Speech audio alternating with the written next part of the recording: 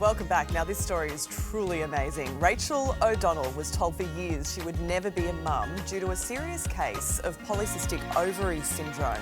So imagine her shock when she turned up to the emergency department with what she thought were gallbladder pains, only to be told she was in full-blown labour. And Rachel and new son, Xavier, join us live from Brisbane. Rachel and Xavier, we know he's sleeping right now, but there he is. Oh, buddy. There he is. Hi, buddy. Rachel, look, congratulations are in order here. Yeah. This is a truly remarkable story. How are you both feeling?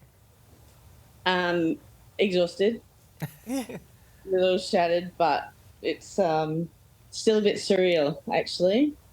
I bet you've had very little time to adjust to this big new life adjustment that has just been thrust upon you.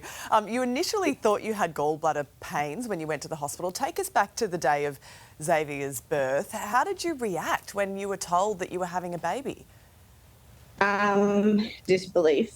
I told the nurses that they were wrong and they needed to test again.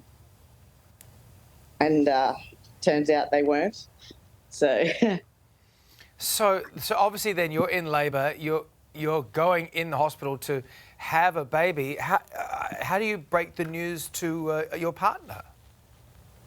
I left that to the very last minute, that's for sure. They kept asking me, is there someone we can call? Is there someone we can call? And I kept saying, no, we need to confirm this first before anyone makes any phone calls to anyone. Yeah. And it wasn't until things got a bit more serious and I was signing paperwork for blood transfusions, and if I didn't make the surgery or Xavier didn't make the surgery. So that's when I sort of said, can we make that phone call now, please? So, I mean, you know, it's just extraordinary to have gone through, 30 weeks of pregnancy. He did arrive quite early. Without realising, and, you know, we do hear these stories sometimes, and I think so many of us think it's unbelievable that you couldn't see any signs throughout pregnancy that this was happening. I had no clue. No idea. So looking back now, do you think, were there any signs that you may have missed? Was there anything at all? Any flutters or nausea or...? No, if anything, I probably should have listened to my dog. I think the dog knew before we did. Why do you say that? He was very protective of my stomach area. Wow.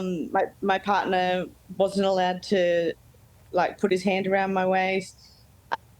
He would lie on my stomach and sniff my belly all the time.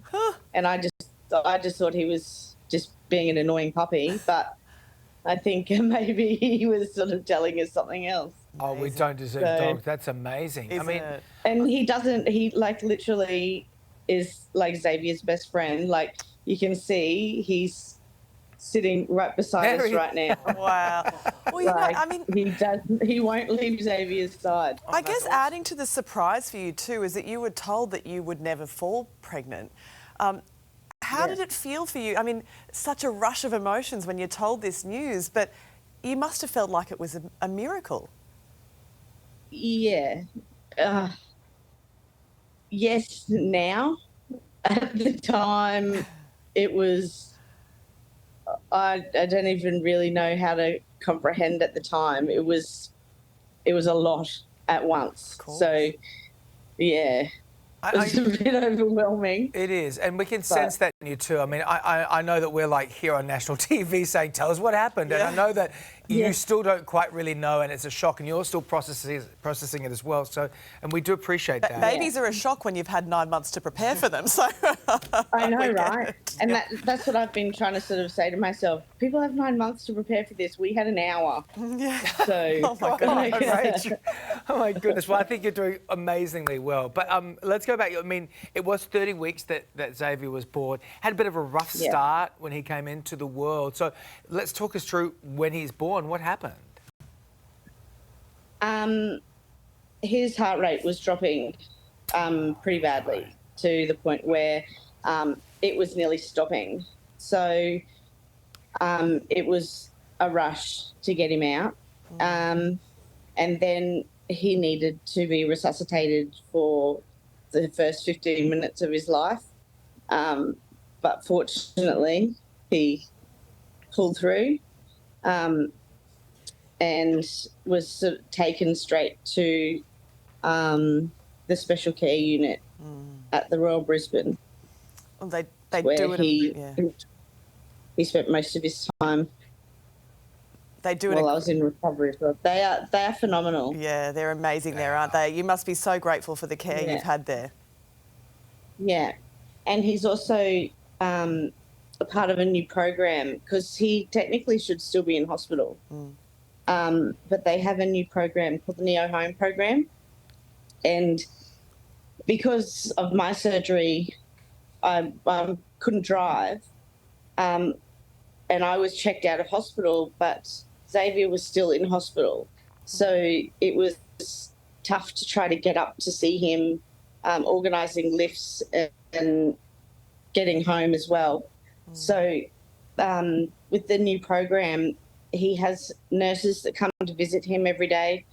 They check his weight, make sure he's gaining weight, his heart rate,